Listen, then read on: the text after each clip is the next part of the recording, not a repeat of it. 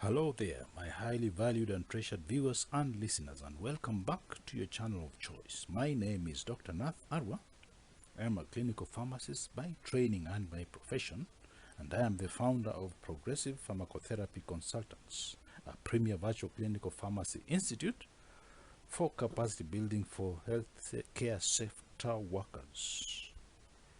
The virtual clinical pharmacy institute with a difference, where patient safety, medication therapy management, and optimal clinical outcomes are very crucial and non-negotiable to us. Here, we seek to remain your premier source of crucial tips for high-impact pharmacotherapy services in your line of duty. So I would like to urge you humbly to sit back and spare me part of your very precious time, even as I share some tips with you. Welcome to part 42 of our pharmacotherapy MCQ series, Measuring in Hematology. Our first question reads, which of the drugs listed below could have its bioavailability decreased by co-administration with ferrous sulfate within a span of 2 hours? Is it clarithromycin, levothyroxine, erlotinib, or isoniazid? I'll give you 10 seconds to choose the correct answer.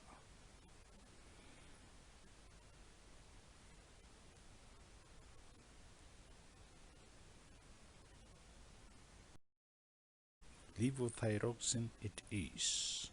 Now, we know that all negatively charged molecules or negatively charged functional groups on drug molecules can bind to co-administered ion, resulting in a reduction in the absorption of these drugs from the gastrointestinal tract. Now, such drugs may include fluoroquinolones, tetracycline, and levothyroxine. Alternative C, which is erlotinib, marketed as Tarceva, is a tyrosine kinase inhibitor whose absorption can be decreased if co-administered with antacids, not with ferrous sulfate. And then isoniazid, when co-administered with food, can have its absorption reduced, but the absorption is not significantly affected by ferrous sulfate. That makes answer B the correct answer. Let's move to the next slide, please. Mr. JKO, a 57-year-old male patient, presents to your hematology clinic. His chief complaint today is pain, swelling, and warmth of the left leg, and upon additional testing, he is diagnosed with an unprovoked deep venous thromboembolism, DVT. The clinical team at your clinic intends to initiate therapy today. Some of his pertinent labs include hemoglobin of 14. The normal range is 13.5 to 17.5 grams per deciliter. The hematocrit is 50. The normal range is 41 to 53. His serum creatinine is 0.9. The normal range is 0.6 to 1.2 milligrams per deciliter. And his creatinine clearance is 97.2 ml per minute. So my question to you is, which of the therapies below is contraindicated in JKO's case? Is it warfarin 5 milligrams orally once a day, apixaban 2.5 milligrams twice daily orally, edoxaban 60 milligrams orally once a day, or rivaroxaban 15 milligrams orally twice daily? I'll give you 10 seconds to choose the correct answer.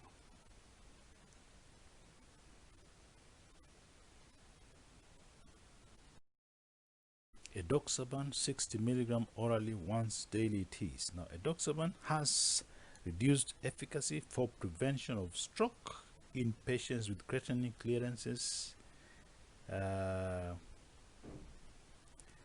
which are below 95 ml per minute and should not be used in this population of patients. Remember, patient's level is 97.2.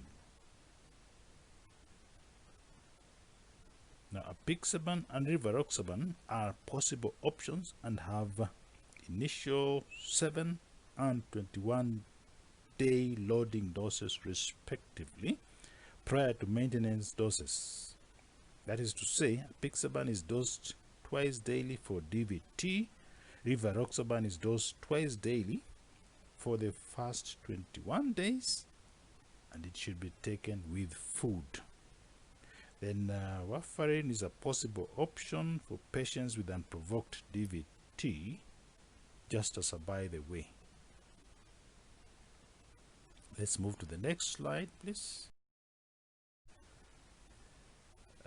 Mrs. SOJ, a 50-year-old overweight female with a BMI of 32, presents to the anticoagulation clinic at your hospital with a past medical history of hypertension, GERD, and STEMI, and she had a drug-eluting stent fixed half a year ago. Currently, she takes 81 milligrams of aspirin once a day, 75 milligrams of clopidogrel once daily, and occasionally she administers 0.4 milligrams of nitroglycerin sublingually when she experiences chest pain. Apart from that, she takes 20 milligrams of lisinopril once a day and a high-intensity statin of atorvastatin at a dose of 40 milligrams at night, and she also takes 25 milligrams of metoprolol tartrate at a dose of 25 milligrams twice daily. Her chief complaint today is swelling of the entire lower right extremity along with an erythema, and she informs you she had a long transatlantic flight overseas about 2 weeks ago. So my question to you is, which of the diagnostic tests listed below would be the most appropriate for this possible DVT? Would it be D-dimer, venography, duplex ultrasound scan, or a computed tomography, a CT scan? I'll give you 10 seconds to choose the correct answer.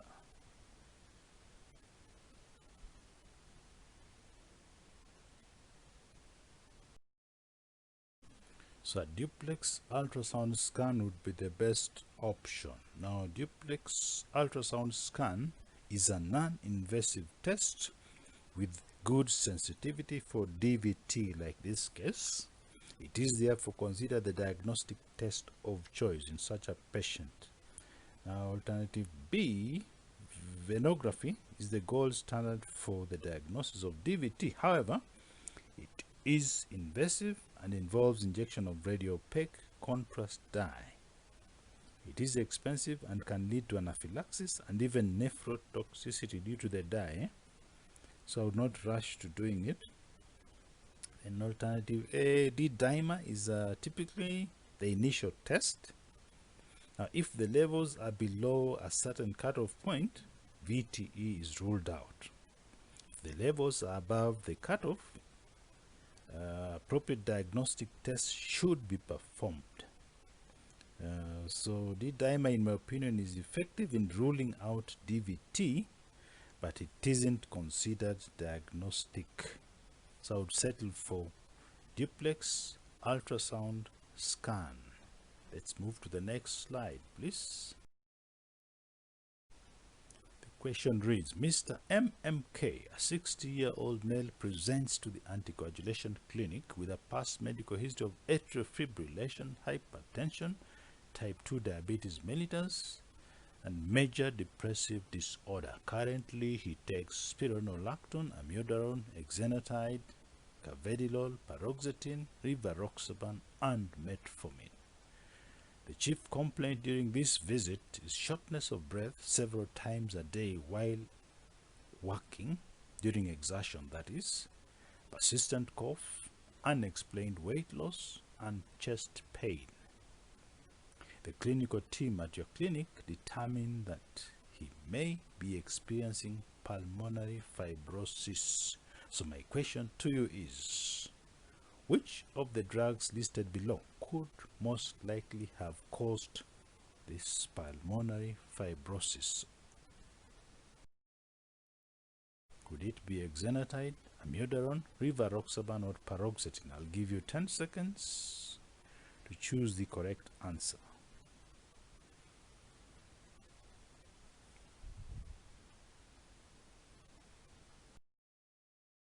So amiodarone it is. Now, chronic use of amiodarone may affect multiple organs in the body. It may commonly lead to common adverse effects like photosensitivity, bradycardia, GI discomfort. It may cause blue-gray skin discoloration, may cause hepatitis in some patients, and it can also cause pulmonary fibrosis. It should be discontinued upon diagnosis of pulmonary fibrosis. You should opt for another antiarrhythmic drug in its place. Now, pulmonary toxicity may occur in up to 17% of patients on oral amiodarone, so it's not a very rare occurrence. Rivaroxaban, exenatide, and paroxetine aren't associated with pulmonary fibrosis at all. So that makes alternative B our correct answer. Let's move to the next slide, please.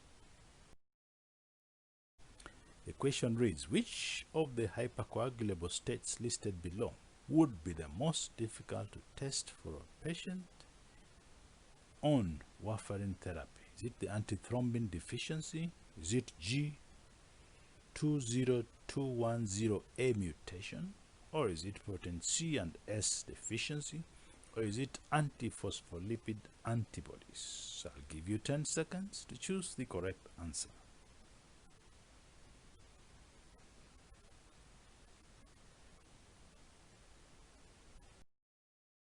Protein S and protein C deficiency it would be. Now, warfarin is an oral anticoagulant which inhibits the reduction of vitamin K that is needed in order for gamma glutamyl carboxylase to functionally activate what we call the vitamin K dependent clotting factors that are 2, 7, 9, and 10. And the same applies to protein C and S. Now, since warfarin can impact the presence of functionally active clotting factors, protein C and S, they should be assessed before warfarin is initiated if possible, to avoid getting misleading results.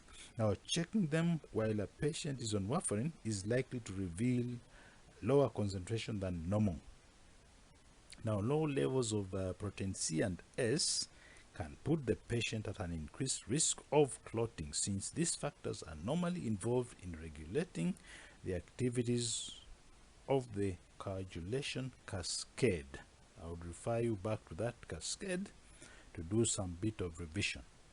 Now, this interference may also be influenced by the timing of the lab tests in relation to the use of warfarin and the assay used. A pregnant patient can create the same effect as a patient taking warfarin.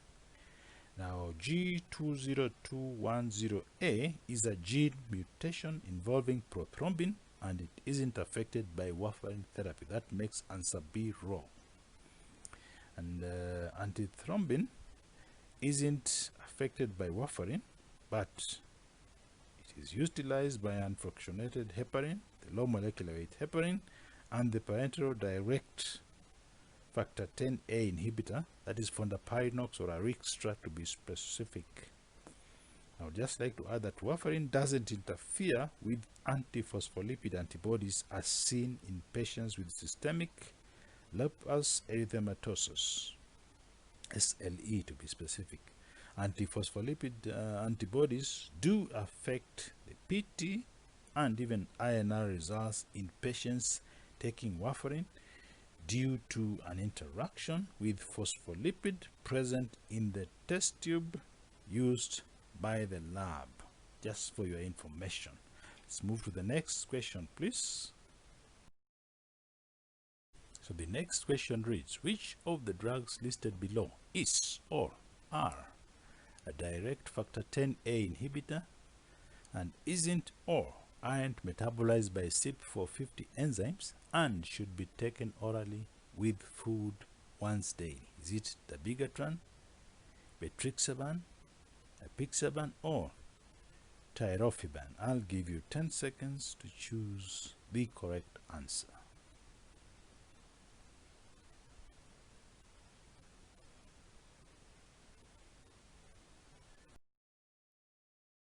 So betrixaban is the correct answer. Now betrixaban, marketed as Bevixa, is a factor 10A inhibitor.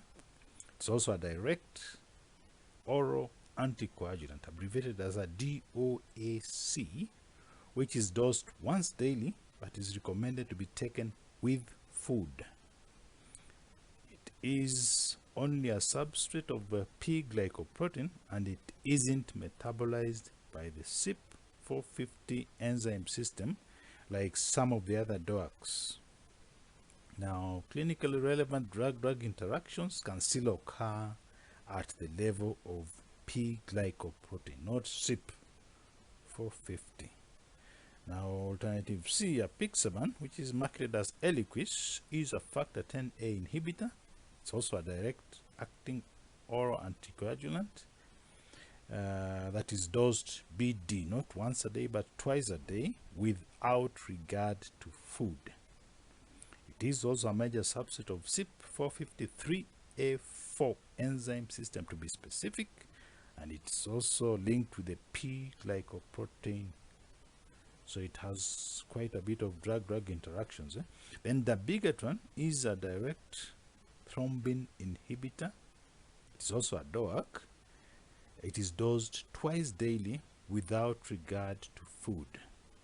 But we need to emphasize to our patients that they should swallow it with a full glass of water. Now, alternative D, tirofiban, which is marketed as Agrestat, is a parenteral glycoprotein 2B3A receptor blocker that is administered via IV infusion for unstable angina, for NSTEMI, or for patients undergoing the PCI procedure in the cath lab. So that makes alternative B the correct answer. Let's move to the next question, please. And it reads, Mr. KHR, a 68-year-old male patient, presents to your anticoagulation clinic. He is newly diagnosed with atrial fibrillation and he has a CHADS2 score of 5. High. Due to a planned dental surgery, which is due a day after the diagnosis, antithrombotic therapy was withheld by the team. He has a past medical history of hypertension, type 2 diabetes mellitus. He had a myocardial infarction in 2013 and he has hyperlipidemia. Today his serum creatinine is 11 milligrams per deciliter. Currently he takes lisinopril, metoprolol-succinate, atorvastatin, and metformin. He returns today after the procedure to initiate antithrombotic therapy, and his primary care provider seeks a recommendation from you now. So my question to you is, which of the recommendations below would best suit Mr. KHR's case? Remember, he has already had his dental surgery and he has come back. Would you recommend warfarin at a dose of 5 milligrams once daily, or apixaban at a dose of 5 milligrams twice a day, or enoxaparin at a dose of 40 milligrams subcutaneously once daily? Or would you settle for 75 milligrams of clopidogrel orally once a day? I'll give you 10 seconds to choose the correct answer.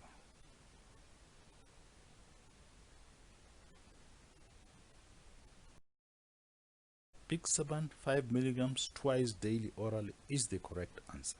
Now, based on the AHA/ACC/HRS focused update on atrial fibrillation Novel anticoagulants are recommended over warfarin in NOAC eligible patients with atrial fibrillation. Now that makes warfarin the incorrect answer. This patient, remember, doesn't meet compelling indications for warfarin. It would be more appropriate if the patient had, say, a contraindication for the NOAC therapy, e.g. patients in end-stage renal disease, or even those with mechanical heart valves. Now, alternative C, enoxaparin might be used, in my opinion, as part of a bridging regimen in patients on warfarin and in those that are at a high risk of thrombosis or for VTE prophylaxis. Now, in my opinion, there is no indication to use enoxaparin in this patient, and even the listed dosing is for prophylactic treatment. Now, clopidogrel, just for your information, is an antiplatelet option, and it isn't recommended for the prevention of cardioembolic stroke in patients with afib. If the patient has a stroke, then I would consider utilizing clopidogrel at that time. Anticoagulation therapy is recommended for patients with atrial fibrillation and a Chard's 2 VAS score of 2 or greater for men and 3 or greater in females. Now, NOAC, novel oral anticoagulants, are preferred over vitamin K antagonists such as warfarin in those patients with contraindication to the use of NOACs, except for those with moderate to severe mitral valve stenosis, for example, or those with mechanical heart valves having been fixed. I would just like to add that the Bigetran, apixaban, rivaroxaban, and edoxaban are all preferred over warfarin for cardioembolic stroke prevention in such patients like this gentleman, in whom there is an indication for anticoagulation therapy. So that makes apixaban the correct answer. Let's move to the next slide. So Mrs. P.O.B., a 51-year-old female, presents to your anticoagulation clinic. She is overweight, weighs 100 kilos with a BMI of 32. Her past medical history includes, among others, hypertension, GERD, and STEMI. And she had a drug-eluting stent fixed around half a year ago. Currently, she takes 81 milligrams of aspirin once daily, 75 milligrams of clopidogrel once a day, and she administers nitroglycerin at a dose of 0.4 milligrams sublingually when she experiences chest pain. She also takes 20 milligrams of lisinopril once daily, and high-intensity statin of atorvastatin at a dose of 40 milligrams at night. And she also takes 25 milligrams of metoprolol tartrate twice a day. Now, she reports to the clinician on duty the swelling of her entire lower right extremity with an erythema, and informs the clinician that she had a long transatlantic flight 14 days ago, and there are no other changes. So my question to you is, which of the recommendations below would suit POB's medical management?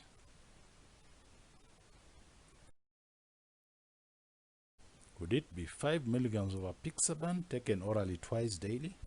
Or would you choose to administer 100 milligrams of enoxaparin subcutaneously once daily and administer alongside it 5 milligrams of warfarin once daily and adjust the INR to fall in the 2 to 3 range? Or would you opt for 15 milligrams of rivaroxaban orally twice daily for 3 weeks, followed by 20 milligrams once daily for prolonged duration?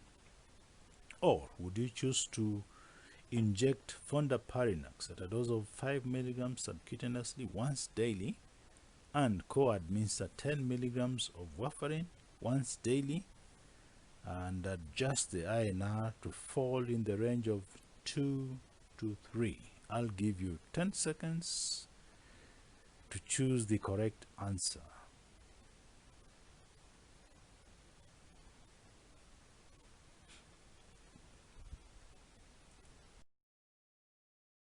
So C is the correct answer. I would opt to give 15 milligrams of rivaroxaban orally twice daily for 3 weeks and then switch to 20 milligrams once daily for a prolonged period. That is the correct dose and frequency for DVT treatment. Enoxaparin should be given BD twice daily for bridging to warfarin, not once a day. Now the dose of apixaban should be 10 milligrams orally twice daily for 7 days, followed by 5 milligrams orally twice daily. So alternative A is wrong. The recommended weight dose of fondaparinux in this particular case would be 7.5 milligrams injected subcutaneously once daily, and the dose of warfarin should be initiated at 5 milligrams orally once daily. That makes alternative D wrong as well. Let's move to the next question.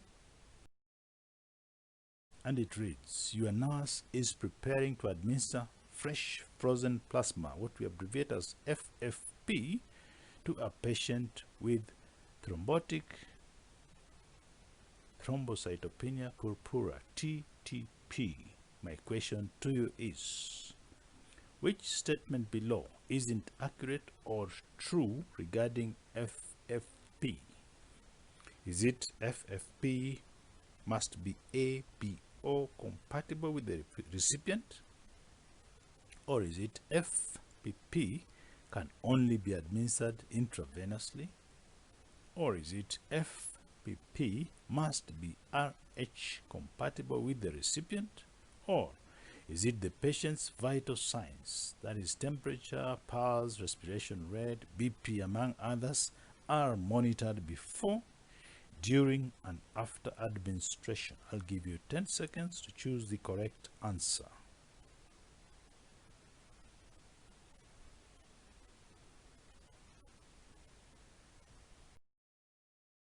The correct answer is C.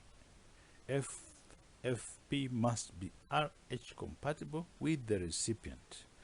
Now, FPP doesn't need to be RH compatible, as we know that plasma doesn't contain red blood cells. I would just like to add that FFP is a blood product and it must be administered by either transfusion or intravenously. And plasma components, including FFP, should be compatible with the ABO group of the recipient to avoid potential hemolysis, for example, caused by the donor's anti-A or anti-B.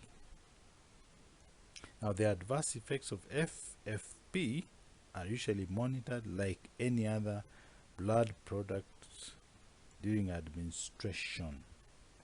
Now, FFP is the fluid portion of a unit of whole blood that is frozen in a designated time frame. Usually it's within 8 hours, and it contains all coagulation factors except platelets. It contains normal levels of stable clotting factors, protease inhibitors, immunoglobulins, and albumin. It is also used for hereditary and acquired coagulation disorders. It can be used for TTP. It can be used for DIC. It can even be used for warfarin reversal and even massive transfusion. Now, DTP is an aggressive form of thrombocytic microangiopathy which results in multi-organ dysfunction because of extensive microvascular ischemia that it causes. It is rare but has morbidity and mortality rates that are very high unless it's promptly recognized and treated, so never take it lightly. Let's move to the next slide. So Mrs. A.M.M., a 48-year-old female patient, presents to your anticoagulation clinic. She is overweight. Her weight is 100 kilos, a BMI of 32. Past medical history includes, among others, hypertension, GERD, and STEMI. She had a stent, a drug-eluting stent, inserted or placed half a year ago. She currently takes 81 milligrams of aspirin once daily, 75 milligrams of clopidogrel once daily orally, and she administers 0.4 milligrams of nitroglycerin sublingually when she experiences chest pain. Additionally, she takes 20 milligrams of lisinopril once daily, 40 milligrams of atorvastatin at bedtime. That is a high-intensity statin therapy. And apart from that, she takes metoprolol tartrate at a dose of 25 milligrams orally twice daily. She reports to the clinician on duty swelling of her entire lower right extremity with erythema, and informs the clinician that she had a knee surgery about 2 weeks ago and there are no other changes. So my question to you is, which of the following recommendations below would be the most appropriate duration of treatment if anticoagulation therapy was to be initiated in this particular patient, AMM, today? Would it be ideal to treat for 6 months, at least 3 months, 1 year, or indefinitely? I'll give you 10 seconds to choose the correct duration.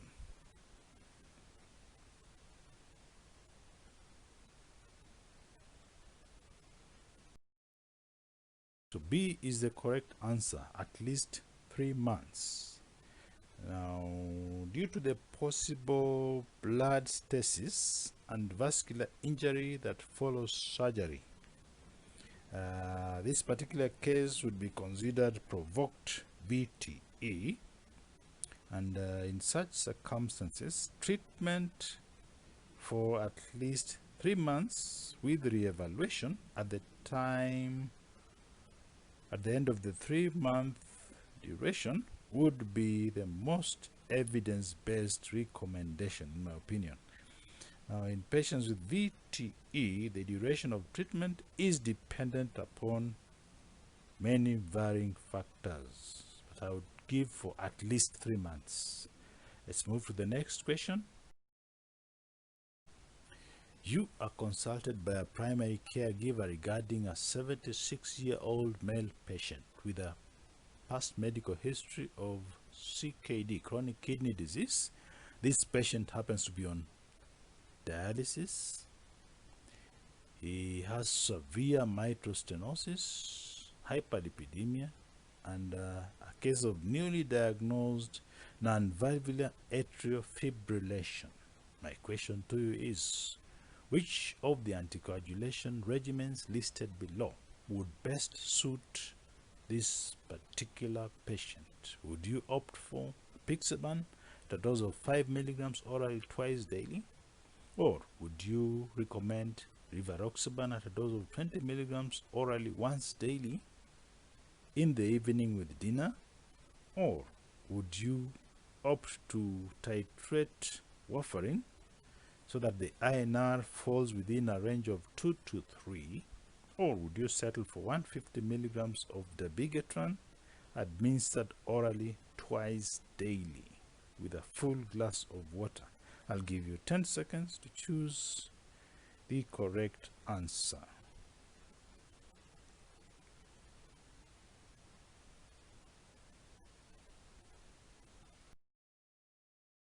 I would recommend titrating warfarin so that the INR falls within a range of 2 to 3. Now, according to the ACC/AHA/HRS atrial fibrillation guidelines, in patients with atrial fibrillation and a creatinine clearance less than 15 ml per minute who are on dialysis, it is reasonable to use warfarin therapy. Now, dabigatran therapy isn't approved for use with creatinine clearance values less than 30 ml per minute. Remember, this patient's value may be low. He's already undergoing dialysis. Additionally, this particular patient has severe mitral valve stenosis, and a DOAC wouldn't be the appropriate for this patient population.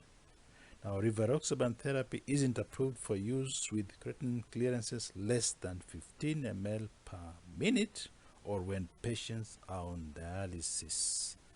And rivaroxaban shouldn't be used in patients with severe mitral valve stenosis either.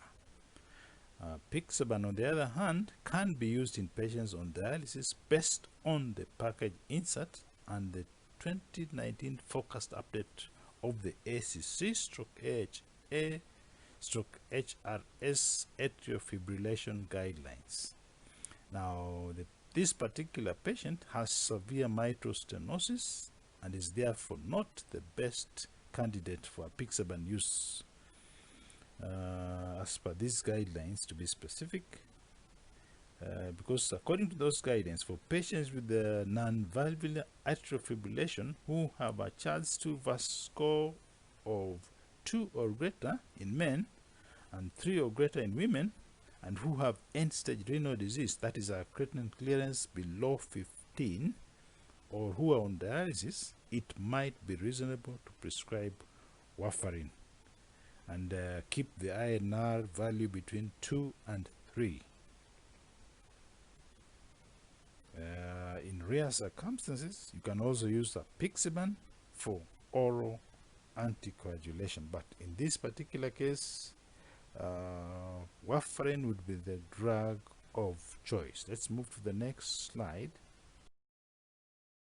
The next question reads, basing on the guidelines for the management of patients with atrial fibrillation, which of the agents listed below is recommended for the reversal of dabigatran in the event of a life-threatening bleed? Is it idarucizumab? Is it andexanet? Is it vitamin K conaction? Or would it be fresh frozen plasma? I'll give you 10 seconds to choose the correct answer.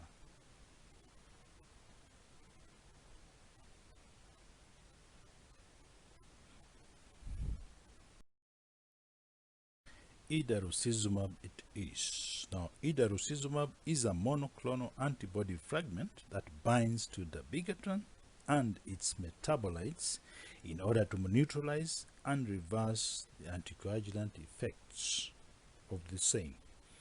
Now, fresh frozen plasma and vitamin K are both utilized for reversal of warfarin, to be specific. FFP consists of all clotting factors, plasma proteins, physiologic anticoagulants, and other entities that aid in reversing coagulopathies caused by warfarin. And then I would just like to add that administering vitamin K promotes the production of vitamin K dependent clotting factors, which are 2, 7, 9, and 10. Thus expediting the reduction of INR and negating the actions of warfarin. Now, andexanet is a recombinant modified human factor 10A decoy protein, and it's utilized for patients receiving factor 10A inhibitors. It binds to factor 10A inhibitors and prevents their anticoagulant effects. So my highly esteemed viewers and listeners, that brings us to the end of part 44 of our pharmacotherapy MCQ series, which majorly focused on hematology. If this video helped you in any way, I would like to remind you to give it a thumbs up and to like it and to share it widely with your peers. I'm very grateful you sacrificed and made time to listen to me and to view this video, and I would like to promise you that the best is yet to come. I highly appreciate your support and your partnership, and I look forward to interacting with you in part 43 of our pharmacotherapy MCQ series. Thank you for always being there for me.